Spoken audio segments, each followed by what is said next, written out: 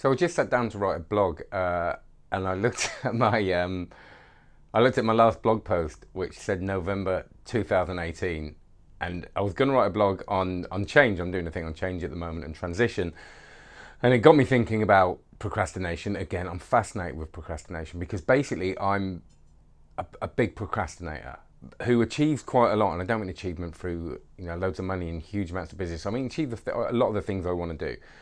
So at the moment, I'm running this YouTube channel, which is for magicians. I have my card magic course for magicians. I'm coaching, I'm training, I'm doing all these things, and that's all really good.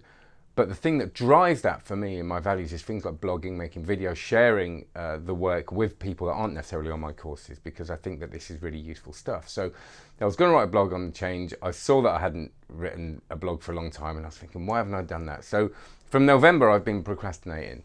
Now, I could say I haven't had time. It's absolute nonsense. I could say all these things that sort of reinforce the procrastination. But the really fascinating thing for me is that I'm procrastinating about something I know I can do. I've written lots of blogs. People tend to like my blogs. So what is it that's stopping me? And what's stopping me is a negative emotion. Okay, I'm building up a negative emotion around that blog. So I'm looking at that. Maybe a few months ago, I've got to write a blog. So the minute I say that to myself, all these thoughts flood into my head. A lot of them are based on a lack of self-belief, but it's deep self-belief. It's a difference between the emotional, the values-driven stuff and your practical, because I have the evidence there that I can write a passable blog, and that's all I need to do. Okay, I'm not a professional literary writer. So the evidence is there, but there's this deeper thing going on where I don't believe I can do it, even though I've got the evidence in front of me. And that's based on a lot of things. So first of all, I'm going to look at very quickly and briefly and quite simply why I believe that we do procrastinate. Because the things you'll find mostly are things like, lack of self-belief, or we don't believe we can do it, or it's going to be difficult, lack of motivation. They're kind of the results. But once we can understand the deeper thing, then we can do something about it. So the brain is wired for short-term relief. Okay, that's what we're wired for. It goes way back if you believe the theory of survival. We get a negative emotion, we have to give it the short-term relief. And we can see procrastination as that. We want to do something or we need to do something, we feel daunted by it, so the easiest thing to do is to come away from that, do something else. There's the short-term relief. What that does is compounds a problem because we still know we've got to do it or we want to do it, but we keep relieving ourselves by going and polishing the kettle, cleaning the kitchen, do stuff that is worthy, that we know is good to do, but isn't related to the thing we want to do. We keep giving ourselves that short-term relief, but we look back, step back, zoom out of the bigger picture, and we still haven't done the thing. And that makes us feel even less confident about ourselves. And then shame comes into it and guilt and all that kind of nasty stuff, which just snowballs the whole thing. So we've got this short-term relief, which our brains are wired to do. How do we combat that? Well, we combat it with awareness.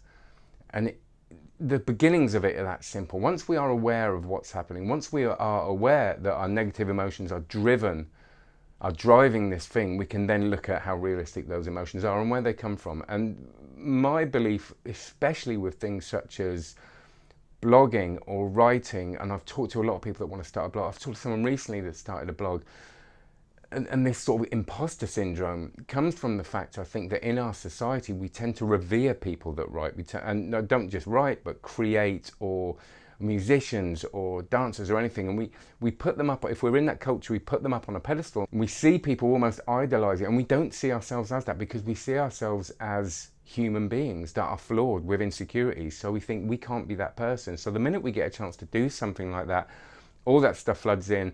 We get those images of successful people, and when we see ourselves in that role, there's a mismatch. That's not me.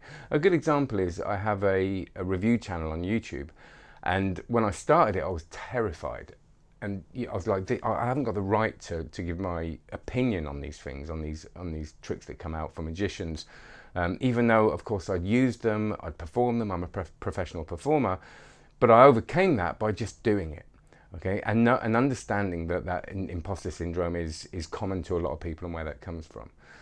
So the key really is awareness, awareness, awareness. Know what's happening, know that it's false, know that this procrastination is something that is a short-term fix to a bigger problem, and understand that being worthy of what you're doing does not come from how other people see you really, but it just comes from the work. You know, do the work and just let it speak for itself, and understand that if it's flawed, and that's a kind of another thing, but if it's flawed and gets negative feedback, then that is information that we can use to carry on. So the key is you make a plan. And I've said this again and again and again. You make a plan and stick to it. You make a realistic plan. You say, I'm going to do this at that time. So with my review show, every time I do one, I sit down and go, oh, this is going to be difficult. And it never is. But I have to get one out every week because I'm accountable. So accountability is also a really big thing. Be accountable. Okay, tell someone, I'm going to get this to you by that time. And if it's not someone you work with or not someone you have to, you know, enlist someone. Say to a friend, you know, I want to do this thing by this time. Is it all right if I send you this on this date to make me do it? It may be not quite as powerful as someone that's paying you to do something for a certain time, but it does really help.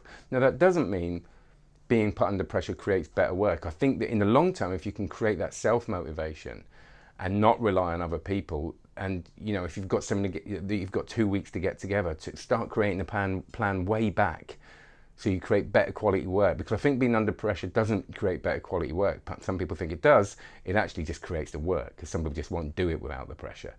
So there's my little thoughts on procrastination. I'm going to write a blog now, and I'm accountable now.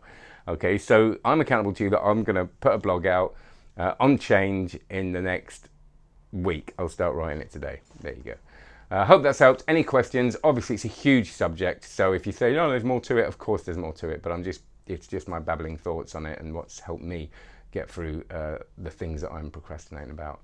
So check out leadwithsteve.com, please. That would be lovely.